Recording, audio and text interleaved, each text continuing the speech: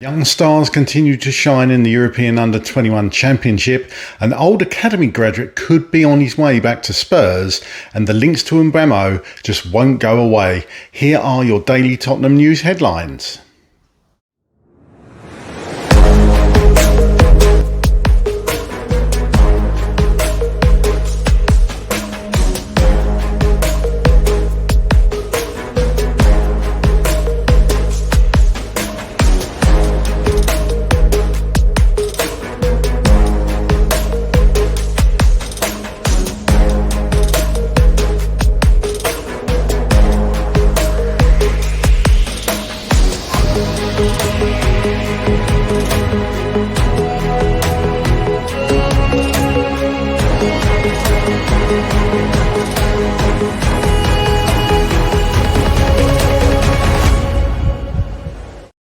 Hello, my name's Craig. Let's get into it.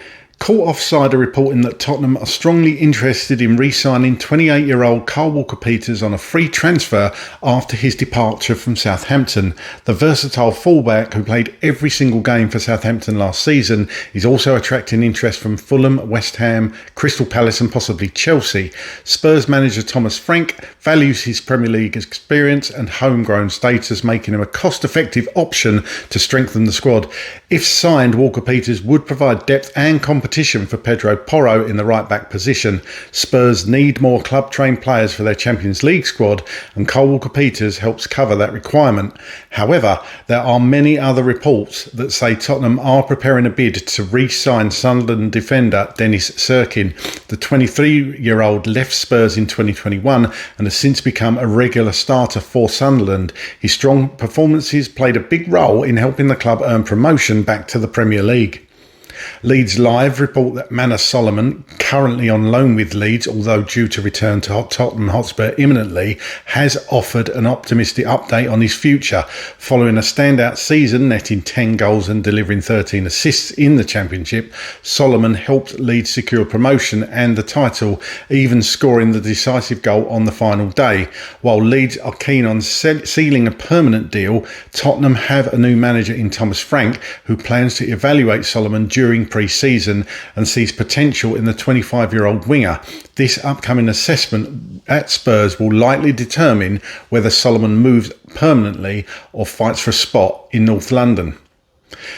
Mathys scored a late winner to send France under-21s into the semi-finals of the European Championship with a 3-2 win over Denmark. His 85th minute goal followed by a quick equaliser by Quentin Merlin, completing a dramatic comeback. Tell, who now has scored twice in the tournament, played the full match while Wilson Odobert was subbed off in injury time. France will face either Germany or Italy in the semi-finals on Wednesday. Meanwhile, Archie Gray's England under-21s also advanced to the semi-finals after a 3-1 win over Spain. Gray started the first two group games but has not played since. England will take on the Netherlands in the other semi-final also on Wednesday. And finally, The Standard are reporting that Manchester United and Tottenham are competing to sign Brentford winger Bryan Mbeumo, who scored 20 Premier League goals last season. United have made an initial £45 million bid with £10 million in add-ons, but Brentford want closer to 62 to 70 million and prefer a significant upfront payment. While Mbeumo is said to favour a move to United, Tottenham's offer of Champions League football and a reunion with former Brentford manager Thomas Frank makes them strong contenders. The player remains open to both options, and a transfer is expected to hinge on which club meets Brentford's financial demands. Okay, here's my thoughts on all those stories. This Kyle Walker-Peters story has obviously been rattling on for a little while now. And to be honest, it does make sense, but I can't see this happening until perhaps later on in the window. It does make sense from a Champions League squad perspective. Obviously, we've covered that on the channel. Spurs have 4 slots that you don't need to fill, but if you don't fill them, you have to leave them blank. And we've only got one player in that position at the moment to fill that one of those positions, and that's Brandon Austin. So Kyle Walker-Peters coming back would make sense from that. Obviously, you want a player that's going to challenge Pedro Porro and not just be there to make up the numbers, so to speak. But I think Kyle Walker-Peters is a decent fullback, so I wouldn't perhaps be against that, but not at the expense of getting somebody else in, which I've said before, we need experience. But obviously Kyle Walker-Peters does bring a bit of that experience. He's played in the Premier League before, so he's going to bring that as well. And he's not a bad player, and I'm sure he'd love to come back for Tottenham. And the Dennis Cirkin links, obviously Dennis Cirkin, I watched him play when he was at Tottenham for the youth team, and I actually think that he was a very good player. I haven't watched much of him while he's been at Sunderland, to be honest, but they do love him up there, so he seems to be doing very well. Will he want to hang around at Sunderland, though? Will he want to give it a go in the Premier League for Sunderland? We have to wait and see, but again, this feels like a fill-in to fill a spot. Will we get both him and Kyle Walker-Peters? Who knows? We'll have to wait and see on that one. Manor Solomon, obviously technically still at Leeds, but due to return to Tottenham, done very well at Leeds. They loved him up there, but wants to fight for his spot under Thomas Frank at Tottenham for next season. So we're just going to have to see how this one goes, really, because we haven't seen much of him because Leeds are in the Championship. Unless you watch that every week, we're only going by what the papers say and the match reports and what Leeds fans have said. So I think we're just going to have to see how Manor Solomon gets on in pre-season. But are some people going to be keen to keep Manor Solomon around? I know he has got a few fans. So looking at social media, people think that he deserves a go. Some people think that it'd be better to sell him to Leeds and get a profit and buy in somebody else.